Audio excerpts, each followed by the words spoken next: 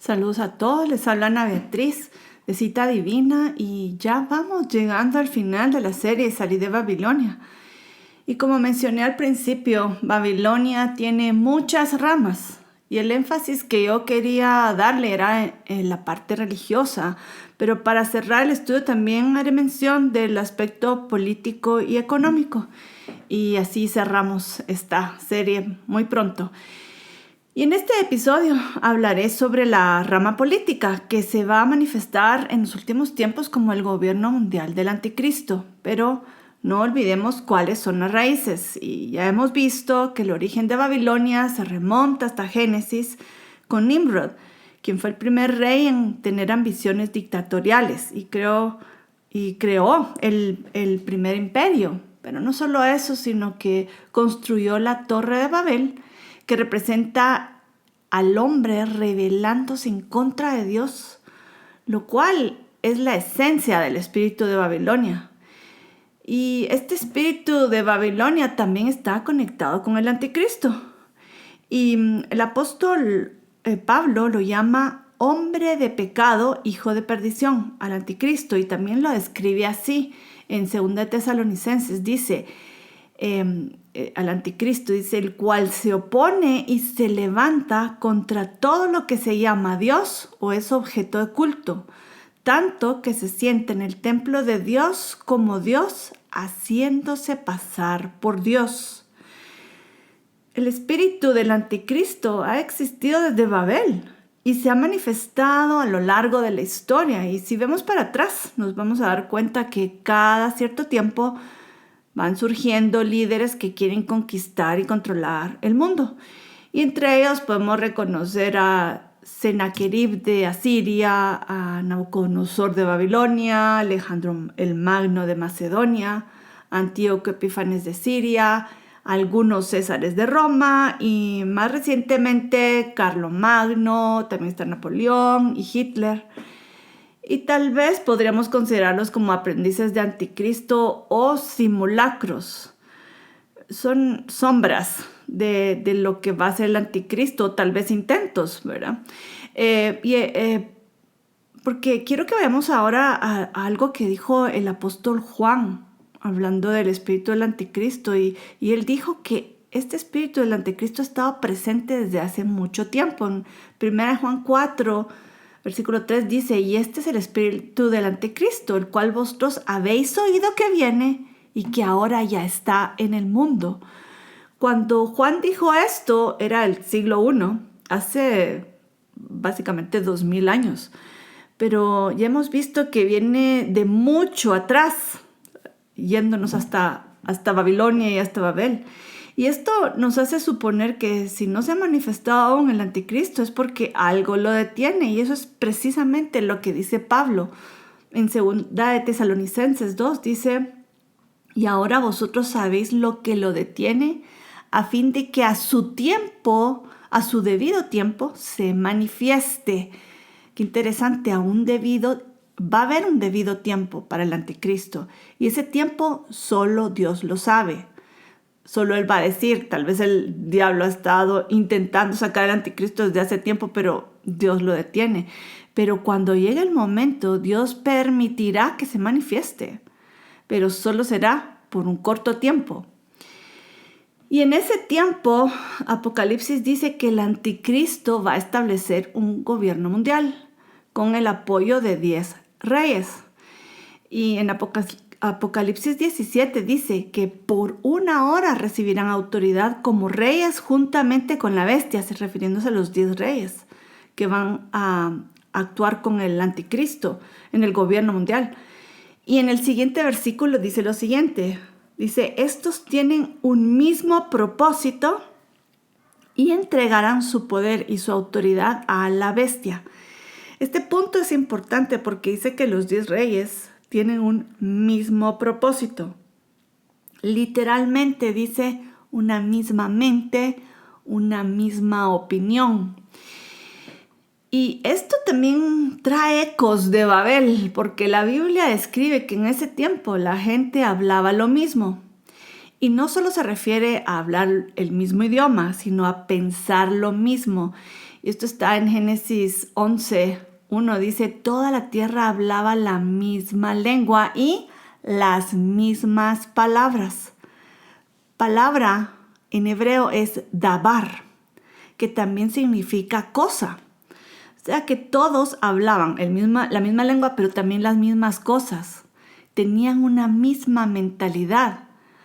Por eso los detuvo Dios, porque si están todos de acuerdo, lograrían lo que se proponen. Y eso es lo que el Señor mismo dice en Génesis 11:6. Dijo el Señor, he aquí, son un solo pueblo y todos ellos tienen la misma lengua. Y esto es lo que han comenzado a hacer, y ahora nada de lo que se propongan hacer les será imposible. Esto en el contexto de Génesis 11, de la historia de la Torre de Babel. Por eso deshizo esto y los confundió con las lenguas. Pero esto que dice el Señor, que nada les será imposible si tienen una misma, no solo el lenguaje, sino una misma mente, esto lo sabe el enemigo, y el enemigo conoce el poder de la unidad. Por eso es tan importante llevar a todos a pensar igual para que funcione el sistema del anticristo. Y por eso no debe extrañarnos que el mundo ahora esté llevando a todos a pensar igual. Y quienes piensen diferente a lo establecido son callados y son censurados. Me imagino que se han dado cuenta cómo los medios de comunicación y las redes sociales se han unido para hacer esto posible. Y ante eso es fácil suponer que el gobierno del anticristo no será una democracia, sino va a ser una dictadura y una tiranía. Y quienes se opongan van a ser eliminados. Y algo que ha frenado la formación de un gobierno mundial hasta ahora han sido las fronteras entre los países. Por lo tanto, para alcanzar la unidad del planeta será necesario un mundo sin fronteras. ¿Han oído de esto? ¿Acaso no han notado que últimamente se está promoviendo la eliminación de las fronteras? ¿No lo han oído? Pues les voy a presentar a los que están promoviendo esta idea, y son entre muchos, pero principalmente las Naciones Unidas y el Foro Económico Mundial, los personajes más famosos, ¿verdad?, de la agenda mundial. Pero quiero también hacer una mención honorífica del Papa Francisco, porque en su encíclica Fratelli Tutti también ha promovido este mundo sin fronteras. Pero esto no es todo lo que están promoviendo las Naciones Unidas y el Foro Económico. En realidad, estos organismos internacionales tienen agendas para cambiar al mundo, y casi se podría decir, si ustedes las analizan, son paralelas, son muy similares. Y les quiero mencionar el nombre de la agenda para que la tengan en cuenta. Las Naciones Unidas tienen esta Agenda 2030, que también a veces se llama Objetivos de Desarrollo Sostenible. Esta es la agenda globalista de las Naciones Unidas, y también el Foro Económico Mundial tiene su propia agenda, y lo que ellos han propuesto es el Great Reset y también la Cuarta Revolución Industrial. A primera vista, si ustedes leen, analizan estas agendas de las Naciones Unidas y el Foro Económico, pues los ideales que plantean suenan maravillosos, porque proponen unir al mundo, proponen cómo acabar con la pobreza y la injusticia, y dicen cómo alcanzar la sostenibilidad y la paz. Todo suena bonito. Pero cuando uno analiza la forma en que quieren implementar esa agenda, ahí es donde sale a luz que mucho de lo que proponen va en contra del orden de Dios. Y para ponerles un ejemplo, ellos están promoviendo el aborto como una forma de evitar la sobrepoblación y evitar la crisis económica, etcétera, etcétera. Pero esto, y saben que, por supuesto, saben que esto va en contra de la palabra de Dios, pero esto solo es un ejemplo de cientos. Pero realmente aquí no los puedo mencionar. Aquí no tengo el espacio para explicar estas agendas. Por lo tanto, lo que voy a hacer es que los voy a referir a 3 videos que ya hice.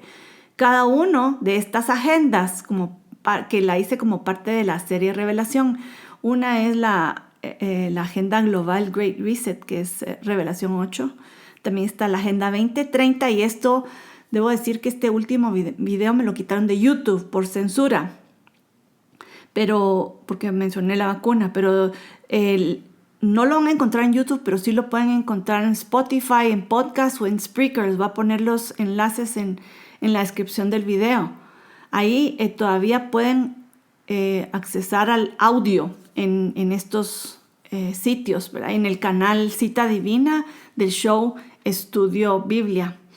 Les voy a poner los links. Y también les voy a dejar un enlace a un video que hice sobre la encíclica del Papa Francisco, Fratelli Tutti, que es la encíclica globalista.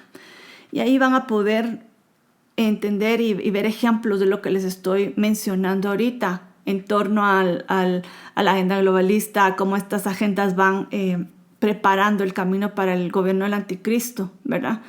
Pero no olvidemos lo que dice la Biblia, que Dios está en control. Él es el que va a permitir que el anticristo y sus secuaces cumplan con su rol por un tiempo determinado. Y leamos lo que dice Apocalipsis sobre la bestia y los 10 reyes, porque es muy ilustrativo. En Apocalipsis 17:17 dice: porque Dios ha puesto en sus corazones el ejecutar lo que Él quiso. Dios pone en el corazón de la bestia y los reyes ejecutar y hacer lo que Dios ha planeado. Y es ponerse de acuerdo y dar su reino a la bestia hasta que se cumplan las palabras de Dios. ¿Qué revela esto? ¿Quién es quien está en control? Dios sigue en control. Se cumplirá la palabra profética que Él ha anunciado. Y tal vez, de verdad, tal vez no entendemos todo lo que Dios está haciendo a través de esto. O sea, ¿por qué lo permite? Pero una cosa sí debemos entender: que Dios es bueno, que Dios es justo y que Él está en control y que hay un propósito en todo esto. Y hablando de agendas en contra de Dios, quiero que vayamos al Salmo 2, porque allí también habla de todo esto que estamos hablando hoy. Y en el Salmo 2 profetiza sobre una rebelión al estilo Babel que va a suceder antes de que Jesús venga a tomar su lugar como rey del mundo.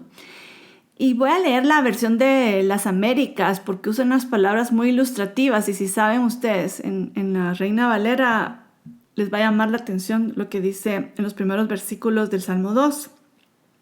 Y así dice en la Biblia de las Américas: ¿por qué se sublevan las naciones y los pueblos traman cosas vanas?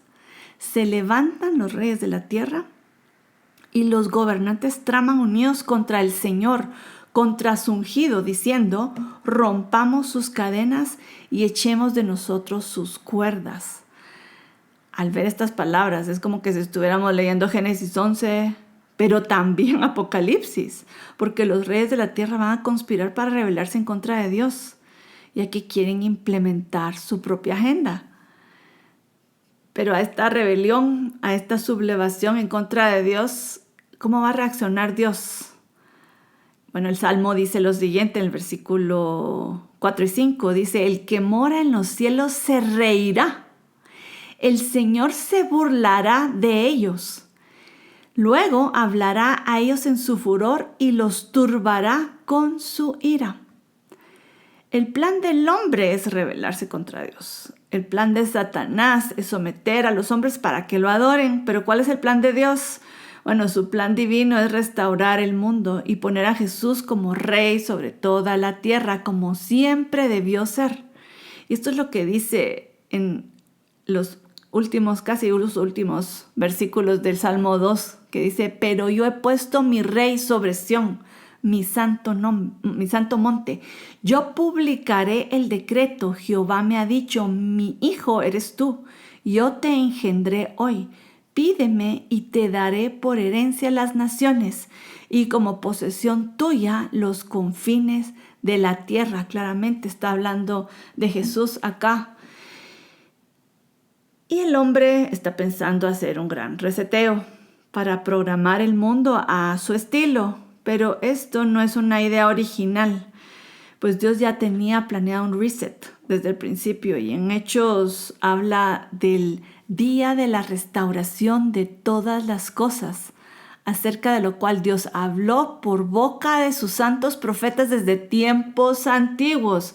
El Señor ya viene hablando de la restauración de todas las cosas. Este reset divino va a consistir en la restauración del hombre con Dios. Vamos a volver a su presencia, además de la creación de cielos nuevos y tierra nueva. Y el preámbulo a esta reset divino va a ser los 1000 años de perfecto gobierno, que es como la introducción a este reset, ¿verdad? 1000 años de perfecto gobierno de Yeshua como rey del mundo. ¡Qué hermoso! Y antes de cerrar, quiero explicar algo sobre el orden de autoridad en la tierra, que creo que lo quiero explicar porque creo que es importante entenderlo, cómo es el proceso. Y bueno, Dios es el creador de la tierra, del cielo, de todo lo que hay, y Él es soberano. Pero cuando creó al hombre, en Génesis 1, ahí dice que le entregó la potestad sobre el mundo para que se enseñoreara, para que fuera, para sojuzgar, para ser el amo de la tierra y de todo lo que hay en él. Entonces el hombre quedó con la potestad sobre el mundo. El problema es que cuando el hombre pecó, él cedió ese derecho legal al enemigo, quien lo sedujo a pecar. Y esto llevó a que Satanás se convirtiera en el príncipe de este mundo. Y tal vez nos choque oír esto, pero la Biblia misma lo dice. Y voy a dar varios ejemplos que Jesús mismo dijo y explicó. Cuando Jesús fue tentado en el desierto, el diablo le ofreció los reinos del mundo. Y quiero que vayamos a Mateo 4 y lo leamos, porque esto es muy interesante y muy explicativo realmente de lo que les estoy hablando. Y dice en la tentación, en esta última tentación, dice: otra vez le llevó el diablo a un monte muy alto y le mostró todos los reinos del mundo y la gloria de ellos. Y le dijo: todo esto te daré si postrado me adorares. Ok, lo interesante es que Jesús no lo contradijo, no le dijo: tú no tienes autoridad, no tienes los reinos. No, él no le dijo eso. Porque él sabía que él se había convertido en el príncipe de este mundo, ¿verdad? Pero en realidad, o sea, lo que pasó es que en realidad lo que él lo había usurpado con engaño, que viene desde el jardín del Edén. Pero ¿qué hizo Jesús cuando oyó estas palabras?